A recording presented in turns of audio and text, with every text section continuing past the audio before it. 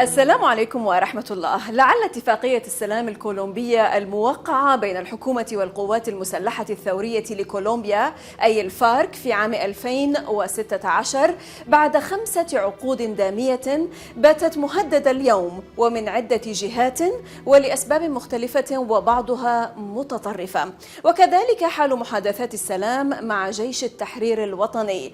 الصورة الاجتماعية السياسية لكولومبيا اليوم ننظر إليها بعيون ويليام بارا الصحفي الكولومبي المخضرم والبارز من الداخل. معكم زينب صفار، تابعونا.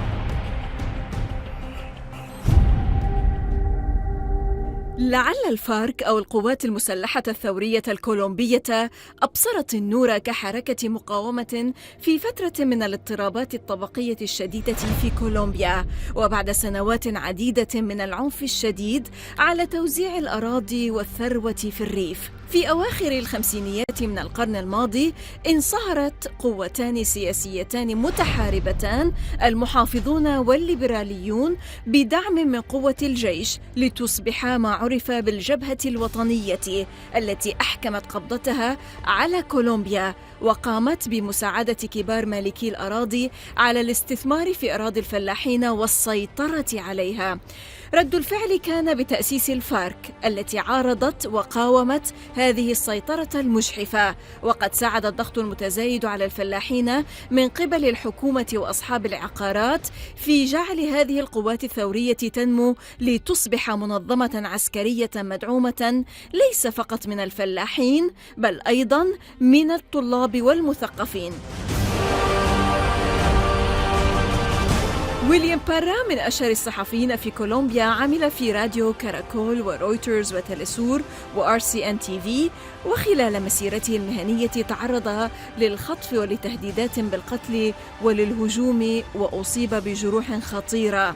في 14 من أيلول سبتمبر عام 2013 وأثناء تغطيته الصراع في سوريا لقناة تلسور أطلق عليه قناص النار في حرستا وأصابه في ساقه. وفي 25 من أيلول سبتمبر من العام نفسه أجرى مقابلة مع الرئيس السوري بشار الأسد.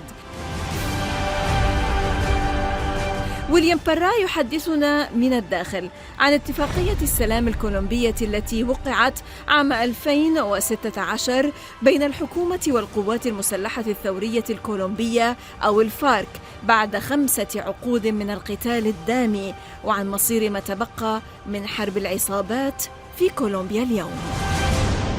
Gracias, Seinab. Es un gusto para mí estar aquí en el Mayadín. Bueno, para hablarte del conflicto de Colombia, como tú estabas diciendo, pues fue un conflicto que duró un poco más de 50 años, 52, 53 años, y fue un conflicto que además de más de 200.000 víctimas, dejó cerca de 8 millones, o sea, 200.000 muertos, dejó 8 millones de víctimas realmente. Entonces era un conflicto que se estaba degradando, era un conflicto muy grande que estaba alcanzando unos límites que ya estaban sobrepasando lo que podemos llamar la mayor resistencia del ser humano. Entonces era indispensable hacer un acuerdo de paz. El presidente Juan Manuel Santos decidió jugársela y las FARC también decidió apostar a firmar la paz, en procura de hacer un cambio en el país, en procura de lograr que por primera vez en Colombia solamente por pensar diferente no te asesinaran. Es decir, tratar de conseguir cambios sociales que de pronto no se habían alcanzado a conseguir a través de la revolución armada, ahora se querían conseguir a través de la lucha política. Entonces eso ha significado para Colombia sobre todo un alivio de la violencia, y ha significado también algo muy importante, y es que por primera vez se ha dejado de estigmatizar a mucha gente para decirle que es guerrillera. Cuando te hablaba un poco de ese conflicto que se estaba degradando un poco, te estaba estaba refiriéndome, por ejemplo, a un caso que es muy emblemático, es el tema de los falsos positivos o ejecuciones extrajudiciales, en las cuales el Estado colombiano, durante el gobierno del presidente Álvaro Uribe Vélez, estaba asesinando inocentes y los hacía pasar por integrantes de la guerrilla. Todo esto pues para presentar cifras buenas de combatientes dados de baja. Exactly. ¿no? There were many forced disappearances during the term of former President Alvaro Uribe. Claro, por supuesto. Las cifras que tiene el Centro Nacional de Memoria Histórica hablan de, por lo menos durante el conflicto, de más de 80.000 desaparecidos en Colombia durante este conflicto. Allow me here to ask you, what do you think about, as far as the FARC is concerned, was there a real, authentic peace accord or peace process, or it was a kind of entrapment for the FARC rebels to disband and disarm, to put down, to make them give up their arms? Bueno, las FARC nacen en 1964 como una guerrilla campesina, una guerrilla que quiere, que se arma para tratar de recuperar su tierra, una tierra que le están empezando a robar, ¿sí? Le están empezando a atacar.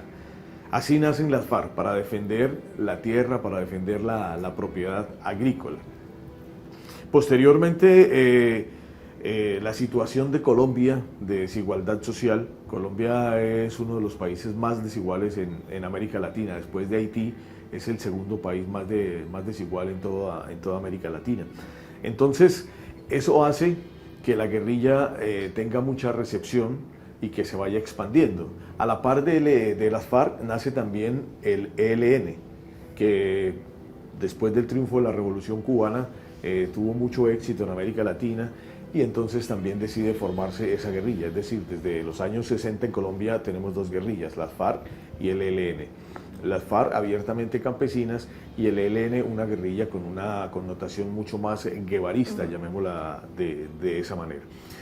Las FARC empiezan a extenderse por todo el país y pues al igual que en América Latina, que se empieza a aplicar el Plan Cóndor, el Plan Lazo, contra los movimientos de resistencia, por ejemplo los Tupamaros en Uruguay, en Colombia también se empieza a asesinar y aplicar este plan de los Estados Unidos.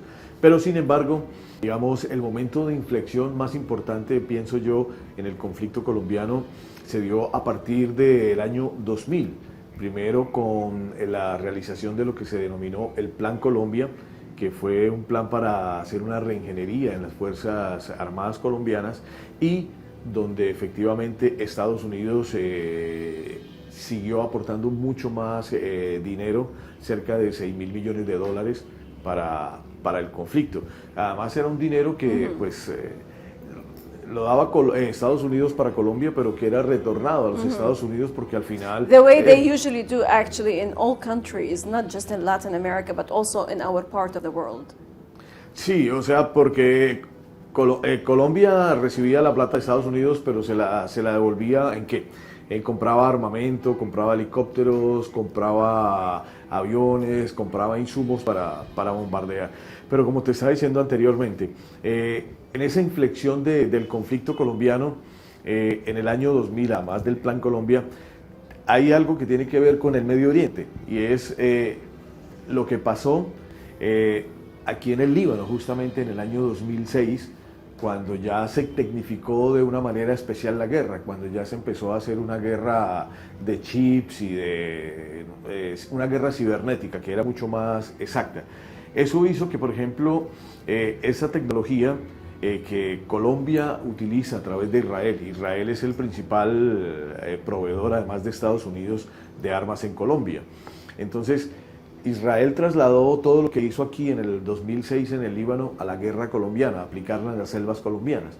Entonces, hasta ese momento, la guerrilla nunca había tenido ninguna baja importante de algún comandante, pero se empezó a trabajar a través de la inteligencia del Plan Colombia, de la inteligencia israelí y esta nueva tecnología israelí para infiltrar a los comandantes. Y fue así como se pudo atacar por ejemplo, a Raúl Reyes a través de un chip y se atacó en Ecuador, que fue pues un hecho de la violación de la soberanía ecuatoriana por parte de Colombia, por parte del presidente Álvaro Uribe, y así también se pudo asesinar a un comandante que era, digamos, el comandante militar más importante, que era Jorge Briceño, conocido como el Mono Jojoy. Entonces, esos hechos fueron muy importantes porque obligaron de una u otra forma a la guerrilla también a sentarse a dialogar. O sea, esta no era la primera vez que las FARC o la guerrilla y el gobierno se sentaban a dialogar. Ya había habido varias oportunidades en Caracas, en México se habían sentado a dialogar, pero nunca se había podido lograr concretar o firmar un acuerdo de paz. Básicamente porque el Estado colombiano nunca estaba dispuesto o no quiso nunca sentarse realmente a negociar cambios con esa guerrilla. Entonces, realmente por eso fracasaron siempre los anteriores procesos de paz. Y también había algo muy especial que siempre el comandante de las FARC, Manuel Marulanda Vélez, decía, y es que nunca habían participado los militares en una negociación de paz. ¿Qué hizo Santos en estas conversaciones que empezaron en el 2012 en La Habana? Por primera vez sentó a un grupo de militares activos dentro de los negociadores para hablar con la guerrilla y pues se logró, digamos, ya entre los que mandaban en la guerra realmente poder llegar a un acuerdo de paz. Right. Thank you for these details, actually, William. But I want you here also to tell me about the ELN Army or the National Liberation Army and the dissidents from FARC. Is there a probability for them to come together and form together a resistance army or a resistance front today? Bueno, digamos, después de la firma del acuerdo de paz, realmente el incumplimiento por parte del gobierno ha hecho que muchos de los guerrilleros, básicamente la base de la guerrilla, de la resistencia, haya regresado nuevamente a empuñar las armas porque se dieron cuenta que el Estado estaba mintiendo, que el Estado de una u otra manera, como tú me preguntabas en la primera pregunta, había hecho casi que una especie de emboscada para desarmar a las FARC a cambio de realmente muy poco. Este proceso de paz, este desarme de las FARC al Estado colombiano le costó muy poco porque realmente no se han visto cambios importantes en Colombia, o sea, se sigue manejando el mismo elemento político. Por ejemplo, los reclamantes de tierra siguen siendo asesinados a pesar de que se pactó y se escribió en los acuerdos que se podía repartir tierra. Se acordó repartir 3 millones de tierras, 3 millones de hectáreas de tierra para los campesinos, para que pudieran empezar a sembrar. Como te decía, la FARC siempre luchó porque hubiera una reforma agraria, por poder tener acceso, que el campesino pudiera tener acceso a la tierra. Entonces, hay muchos exguerrilleros que habían entregado las armas que volvieron al combate, a las disidencias. En este momento, según las últimas cifras, más o menos las disidencias tienen unos 3.000 hombres. Son 3.000 hombres que hasta el momento se están reconfigurando. En este momento no están haciendo acciones ofensivas muy grandes porque hasta ahora como que están estructurando cuál va a ser su forma de actuar, cuál va a ser su nuevo foco de acción, porque el conflicto colombiano fue esencialmente un conflicto rural, no fue un conflicto urbano. Entonces, el ELN actualmente, después de la firma del acuerdo de paz y que las FARC dejó las armas, ha empezado a copar algunos espacios. Digamos, antes tenía presencia en 130 municipios de Colombia, ahora tiene presencia en cerca de 153 municipios.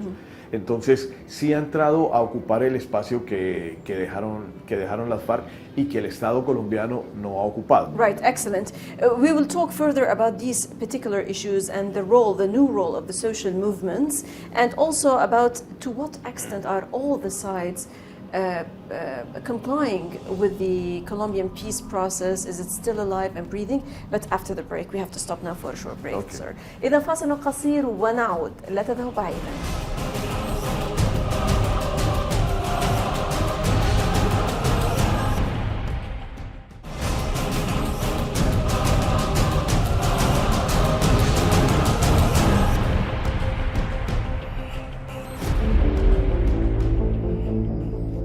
إن فوز إيفان دوكي في الانتخابات الرئاسية الكولومبية الأخيرة أدى إلى التشكيك في استمرار عملية السلام في البلاد، حيث أعلن أنه سوف يراجع اتفاقية السلام بين الحكومة والفارك. ويليام بيرا الصحفي الكولومبي المخضرم يوضح أسباب عدم الالتزام بهذا الاتفاق الذي أبطل بالأمس. Bueno, digamos que el acuerdo de paz está vivo en la medida en que ha reducido la violencia en Colombia. Los homicidios han disminuido en un porcentaje muy importante. Sin embargo, en los puntos esenciales del acuerdo de paz de La Habana, este acuerdo se ha implementado en menos del 20%. Entonces, hay dos puntos esenciales. Ya mencionaba uno antes, que es el tema de las tierras. O sea, no ha habido tierras para los campesinos. En Colombia, los terratenientes, apoyados por grupos de la extrema derecha, habían robado más de 6 millones de hectáreas. Una vez se firma el acuerdo de paz, se supone que estas tierras deberían ser regresadas a sus verdaderos dueños. Durante el conflicto en Colombia hubo cerca de 4 millones de desplazados, de refugiados internos dentro de Colombia. Entonces, ese es uno de los principales puntos donde no se ha aplicado el acuerdo de paz, pese a que se habla de que esas tierras se tienen que retornar a sus verdaderos dueños. El segundo punto donde no se ha aplicado el proceso de paz tiene que ver con los cultivos de hoja de coca, con los cultivos de uso ilícito. En Colombia en este momento hay cerca de 200.000 hectáreas sembradas de coca en varias regiones. En 10 municipios de Colombia se concentra el 60% de los cultivos. En Colombia, como te decía antes, uno de los países más desiguales de América Latina, no hay trabajo, no hay opciones, entonces los campesinos han tenido que recurrir a sembrar hoja de coca. Aquí toca hacer una diferencia muy especial y es entre el campesino que siembra la coca y el narcotraficante, que es el que comercia ya la cocaína. En ese sentido, el campesino se supone que iba a sustituir voluntariamente los cultivos de coca, él mismo los iba a cambiar, que el Estado iba a llegar con programas sociales para que él pudiera sembrar otras cosas, pero hasta el momento no se ha aplicado en absolutamente nada. Hay muchos campesinos que han firmado su intención de dejar el cultivo de coca y pasar a un cultivo legal, llamémoslo de esa manera, pero en Colombia no hay carreteras. A un campesino que está sembrando la coca llegan hasta su finca y le compran en la puerta de su finca la pasta de la coca, lo que él ha sacado ya de la cosecha. Mientras que, por ejemplo, si él quiere sembrar plátanos, café, cacao, tiene que ir a un mercado que le queda muy lejos, entonces no puede vender esos productos. Entonces, en esos dos puntos esencialmente el proceso de paz falta por cumplir.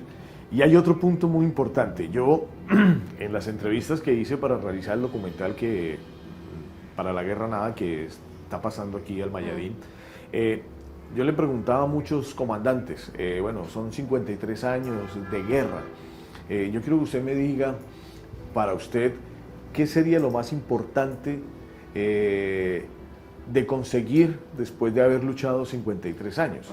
Y ellos me decían, lo más importante es que en Colombia no nos maten por pensar diferente, pero después de la firma del acuerdo de paz se sigue viendo que pensar diferente es sinónimo de que inmediatamente te va a caer una bala y que se sigue asesinando. Entonces, otra parte del acuerdo de paz que no se está cumpliendo. Yes, ostensibly today Colombia is virtually spearheading the Lima group in their attempt to topple and overthrow the democratically elected president of Venezuela, Nicolas Maduro, and to negatively affect Cuba. What can you tell us about this in this regard? Ok, después del proceso de paz que firma el Estado colombiano, pero lo firma el presidente Juan Manuel Santos, se suponía que iba a haber una continuidad, porque el proceso de paz no fue una firma entre dos personas, entre la guerrilla y un gobierno, por decirlo de alguna manera. Yo doy mi palabra y si yo me voy no se cumple nada. Era el Estado colombiano el que estaba firmando ese acuerdo de paz.